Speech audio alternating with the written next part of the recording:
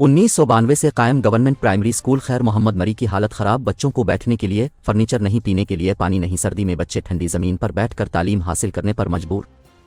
तफसील के मुताबिक खपरों के नवाही गांव खैर मोहम्मद मरी वुडल में गवर्नमेंट प्राइमरी स्कूल खैर मोहम्मद मरी की हालत खस्ता। इस प्राइमरी स्कूल में 2 क्लासरूम हैं, जिनमें एक क्लास में 4, दूसरे में 53 तलबा व तालिबात तालीम हासिल कर रहे हैं। स्कूल में तलबा के लिए कोई सहूलत मौजूद नहीं। तलबा क्लास में फर्नीचर न होने की वजह से सख्त सर्दी में भी ठंडी ज़मीन पर बैठकर तालीम हासिल करने पर मजबूर हैं। स्कूल के हेड मास्टर नारायण दास ने मीडिया को बताया कि इस स्कूल में 1992 से उस्ताद के फ़राइज़ अंजाम दे रहा हूं। स्कूल पहले बहुत अच्छी हालत में था। 3 साल से एसएमसी फंड बंद होने के बाद स्कूल का फर्नीचर तबाह हो गया है। बच्चे ज़मीन पर बैठकर तालीम हासिल कर रहे हैं और कुछ फटे गाँव वालों ने दिए हैं, जिनके नीचे ईंटें लगाकर बच्चों को बिठाया है। गांव खैर मोहम्मद मरी की मुअज़्ज़ज़ शख्सियत खैर मोहम्मद मरी के पोते हम नाम खैर मोहम्मद मरी ने बताया कि हमने कई बार ताल्लुका एजुकेशन ऑफिसर को दरख्वास्त दी और तालिब इल्मों की मुश्किलात का भी बताया, मगर किसी ने भी एक्शन नहीं लिया। हम मीडिया के तवस्सुत से हुकूमत पाकिस्तान, हुकूमत सिंध, निगरान वज़ीर तालीम, एजुकेशन सेक्रेटरी से मुतालबा करते हैं कि हमारे स्कूल का एसएमसी फंड जो 3 साल से ज़ायद अरसे से बंद है, इसे जारी किया जाए